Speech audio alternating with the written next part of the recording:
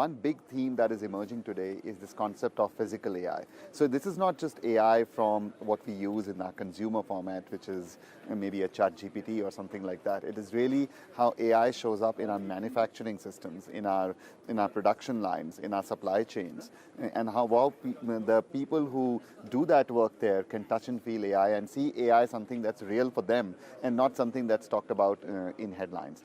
And I think what's happened from 25 to 26 is that we have real examples of how this has already taken shape. The energy industry is leading that work in physical AI, and therefore the MENA region can be really a path-breaking innovation hub as we see physical AI taking shape. Can you give us an example?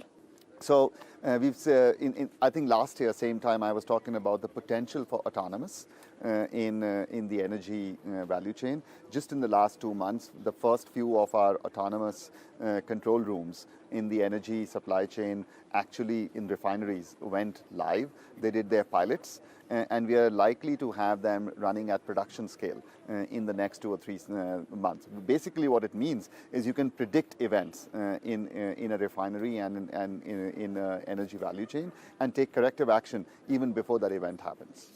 So this gives us a flavor of the changing role of Honeywell. Honeywell traditionally had been linked with the energy sector in the Gulf region, but now with Gulf countries diversifying their economies, there's an evolving role that Honeywell is playing. Can you tell us more about that? So Honeywell is evolving itself. Just a quick update there as we continue our process that we've announced of the strategic transformation. Our aerospace business is on path to be a separate company. The Honeywell company that remains will become a pure play automation focused company, and what that does is we have 3 areas that we make an impact in. It is buildings, it is process, and it's industrial. So we were known primarily for process technology, but I think the building automation, process automation, and industrial automation are the 3 areas where in the Gulf region also we have significant presence and doing a lot of work.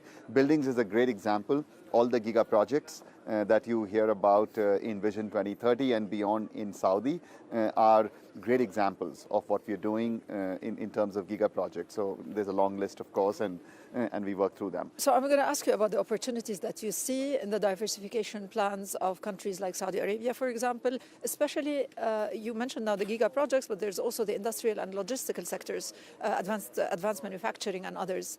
What are the opportunities that you see there? So Honeywell? Let me take that opportunity of physical AI. Physical AI is different in the sense that each part of the world will evolve differently on physical AI. Why do I say that? Because physical AI depends on what kind of industry verticals you are good at in a particular country. It depends on what kind of investments you're creating, in which part of the value chain you're creating investments, and most importantly, what people and skills are you starting with? What are your work practices? And that is what physical AI codifies and then enhances the capability for those workers going forward.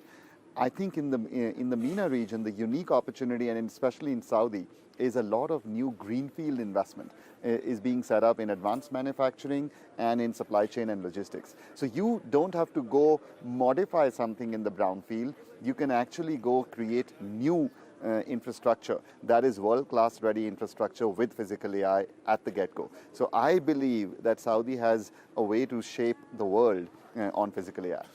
How are you supporting national strategies, especially of Saudi Arabia, when it comes to specifically FDI, knowledge transfer, and digitalization? So maybe I'll take 3 examples on each of those. On FDI, we are about to open our new facility in Spark, which will have a lot of local production, not just for Saudi consumption, but it's an export-based facility, and therefore it's FDI coming in, also enabling export of products, which is Make in Saudi.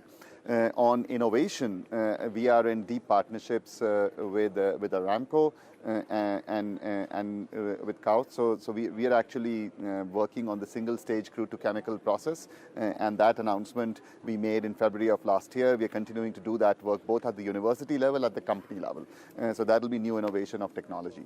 And finally, when it comes to skill enhancement, we are a very big part of the Saudiization and also bringing a lot of new talent from Saudi into not just Honeywell, but we also have a program where we take this talent globally, get them trained, and bring them back into Saudi.